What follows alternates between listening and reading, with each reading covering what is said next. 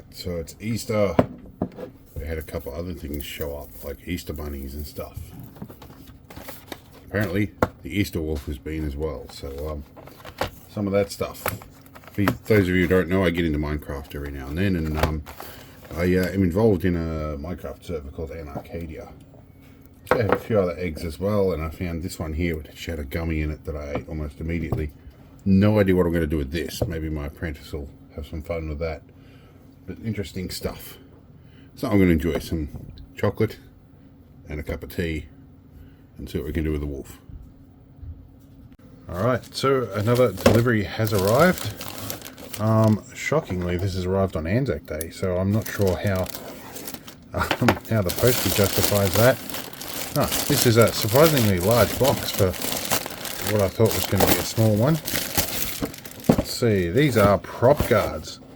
After I lost my drone to a tree, like literally the second time I'd crashed it in 3 years, I decided prop guards might be a sensible idea if I happen to be flying in some risky environments. So these are prop guards. Let's close the really super sharp knife there. Let's see what we get. Oh, these are good plastic guards, but they're very lightweight, which is what you'd want. But they're the fully enclosed ones, and they get a little clip like that. So fairly simple. I won't try them out on the drone just now, but there are indeed 4 of them. So yeah, this is hopefully should save me for some more grief with the drones. They are very bulky, but that's what it is.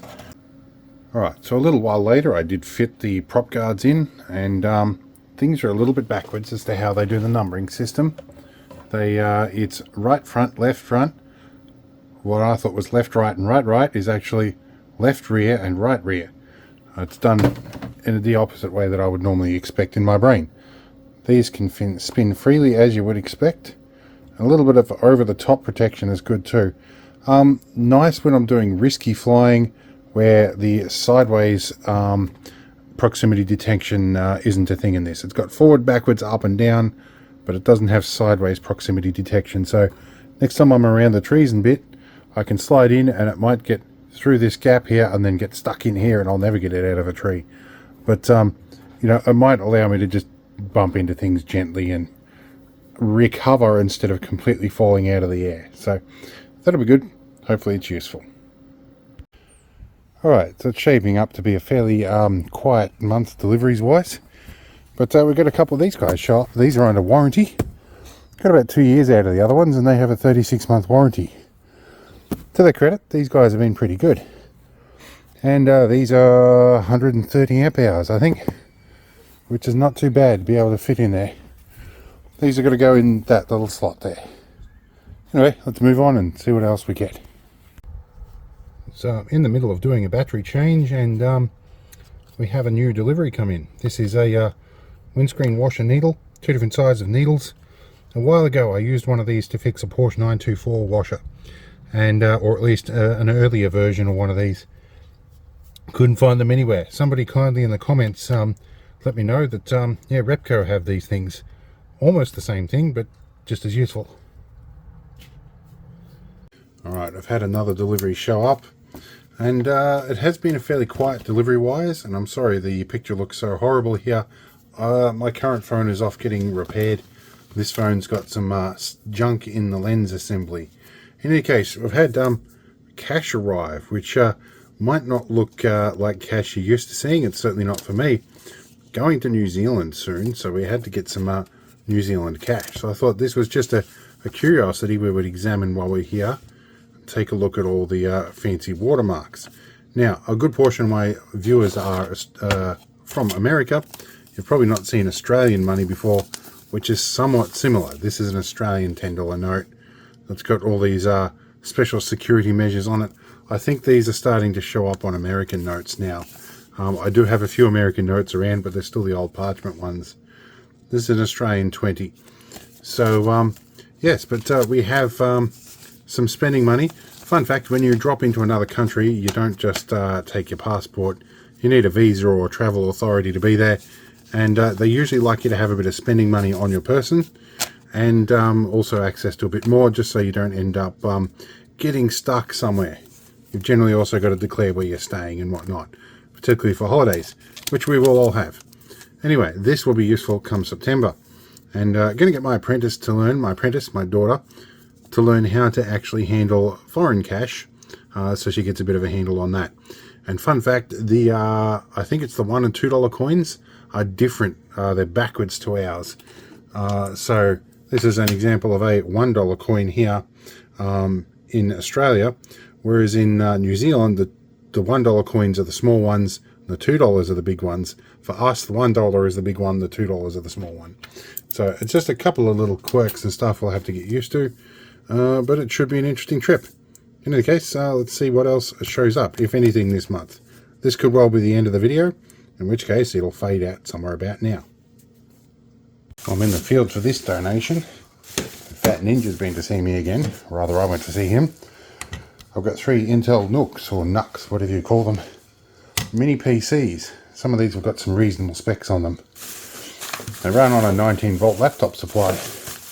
And there's a keyboard, and I think there's some DDR4 RAM in here as well. So, yet another pile of interesting bits to go through. Let's see what we can do with these. Alright, we have another delivery has arrived. Let's see what this is. There's a couple of packages in here. I need to pull them out. Alright, so we've got at least one package that's got stickers all over it. We'll just open that off camera here, and we'll drop that in screen. So this is probably my $3 air remote. It sounds like it's got the receiver in the battery bay by the sound of that. But that hopefully is USB for the computer. Now, what are these things? I say things because I assume they're things. I was correct, they are indeed things. The other day when I was flying with my drone dropping attachment, one of the extended legs fell off. So I've got these kind of extended legs that should clip on instead of just friction fit. It should reduce the chance of mystery pieces of plastic falling on strangers. Alright, so that's those things. We'll see what else shows up. Okay, another delivery has arrived, and it's still on the crusty cam. It's something we're going to have to live with for a week or two. Alright, what do we got in here? Alright, the magnets by the looks. I see the word neodymium. Indeed, neodymium magnets. This will be the magnets that I ordered. Let's see if I can slice my finger open here with this scalpel. Yep, these are the magnets I was after. Complete with a nice little washer on the end. Yep, I use a lot of these magnets for things like this, and the custom wallet that I made. It's got a little holder bitty on the top here as well. So I won't show you that because there's identifying information all over it. But these magnets are handy. It's nice to have some spares. Right, we have another delivery, and it's kind of bright and sunny here, so I might actually turn on the blind controller and wind the blinds down. Alright, blinds coming down here. That's a little better. Okay, so we have a box from Samsung that is sealed. Pretty sure this will be my new phone, which is the phone that I was using. What I'm recording on is my old phone, and you can tell from the haze around the outside that the lenses have had water in them before, despite doing the repairs and stuff. This one got fixed at some point because I dropped it and busted the screen. So I sent it off to a Samsung approved repairer, which turns out to be somebody in a nearby city. If these guys do a good job, you will be seeing their details below. Nicely wrapped up in bubble wrap. I wonder if they did the factory reset. So he's got the original. We'll do the peel up here. So that looks good. Looks like a nice clean phone. He's given it a good clean up, whoever they are. Let's see if I can fire it up now. I've taken the SIM card and everything out. But yeah, it was cracked in this top corner in fractions. I'm going overseas soon, so I do need to actually have this function. Now, we'll see if he's done a factory reset. Apparently, it's part of the process. I did a full backup beforehand, but we'll just check anyway. It does look from that like it's been factory reset. Give me a moment to swipe to open. This looks like, yeah, it's done factory reset, so I'll plug it into the recovery tool and bring it all back. That's okay. But looks like it's a nice, clean, refreshed phone. Cool bananas. Okay, we have another delivery. This is a wireless a Wi-Fi adapter. Not much more I can say about it. I have a whole bunch of these things, but they're all pre-Wi-Fi 6. They're all quite old. So I figured I'd need another one for my apprentice's machine. So we're going to have a look at what's actually in these things. It's a huge box for a tiny adapter. But I guess they're worried about people walking out the door with them. What do we get with this? I'm going to guess a whole bunch of paper to upset the paperless society. And lo and behold, in today's society, when there are adults with jobs that don't know what a CD is, they include the drivers in CD. I reckon it really wouldn't be too hard to include a little bit of non-writable flash memory in this with the drivers on it. It really wouldn't be too hard, I don't think. But anyway, we're going to pop this out. This thing I'm pretty sure will be understood by Windows almost immediately, less the drivers. So we're going to plug it in and just make sure that it does. And yes, it was immediately detected and worked straight out of the box. So the drivers may not be necessary, at least on Windows 10. Anyway, that's pretty much it. We'll see what else shows up. Alright, we're back on the good camera and I've got mail again. So we'll see what's in this one. This is likely the result of a seedy Facebook marketplace dealing, given that this looks familiar. What have we got? These tough bags are tough as they advertise, I guess. What have we got? There's some, it's wrapped up in a piece of cardboard. Well, I guess they were careful with it. It's something very thin. Oh my, and solid in there. Okay, it looks like RAM sticks. These will be Samsung branded 8 gig PC3L, so DDR3 low voltage, 12800. So I think that's 1600 megahertz RAM. Good, I need some of that, so that is handy. Alright, we have another delivery, and I've been on public transport for the past 12 hours, so I'm a little exhausted. Picked up this thing on my travels. There was a bunch of different sizes of these, ranging from wildly different prices. This seemed to be roughly the relevant value. It was about 35 bucks or something. Doesn't seem to matter how you open these things. You can slash yourself up like I did with a kitchen knife while trying to get a pumpkin open. Have a look what you get inside this for about 35 bucks. Aussie dollar dues. Oh, it's got that rubber grip coating that goes all sticky over time. It's got this thingy here, the in and out. Apparently it can go in and out. So it is a micro B charging. So no USB-Cs on this. I've got a button. It's apparently 59% charged. And I think if you push and hold this, that LED might come on. It does. It's got an LED. That's kind of useful for a night light that'd probably run all night, to be honest.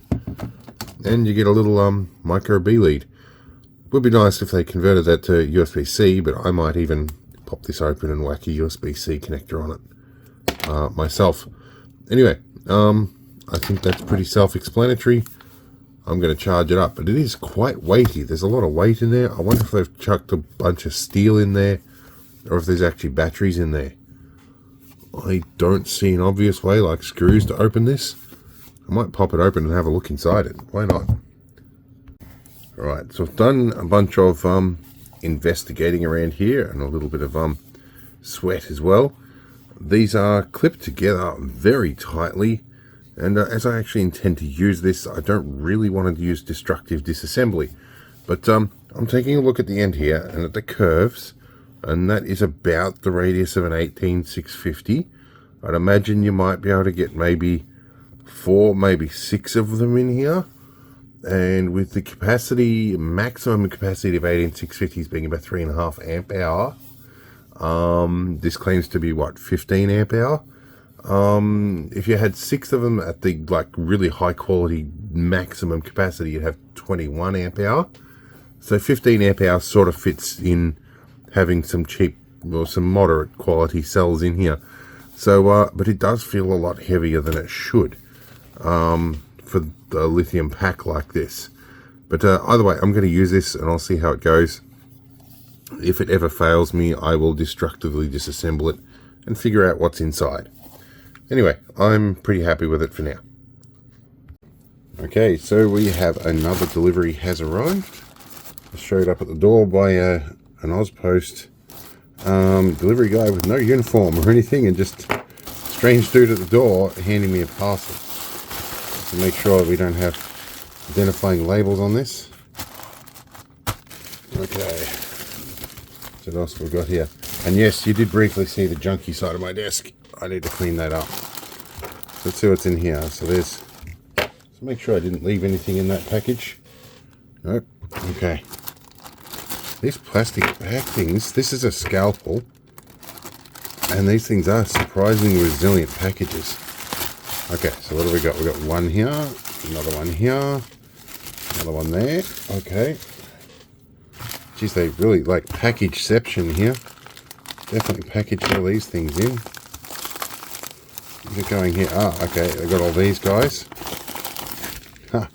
Oh yes, these are like USB remote things that can act as a mouse. Not an air mouse, but you can move them around. I'm planning on modifying one of these to use as a an auto mouse in Minecraft, because I play on an Anarchy server called anarcadia.org. So, oh yes, these grease nipples, locking grease nipples. I'm going to try these out. These were like going on special on AliExpress for like $1 or something. I'm going to see how well they work. And I think there's a whole bunch of random stuff in here. It'll be interesting to see what any of these are like. So this is a Wi-Fi card. This is an MSA, or no, Mini PCI Express Wi-Fi card. I'm actually planning on doing something with that. This is a something. Oh yeah, this is a SATA to M.2 adapter. It's a little skinny one, but that's useful as well. I can use that for stuff. So a bunch of interesting little things to show up, things to play with. See how we go with all this. What else was in that thing? Oh, there's a bunch of little screws in there, so that might live back in there. Okay, all right, we'll see what else shows up.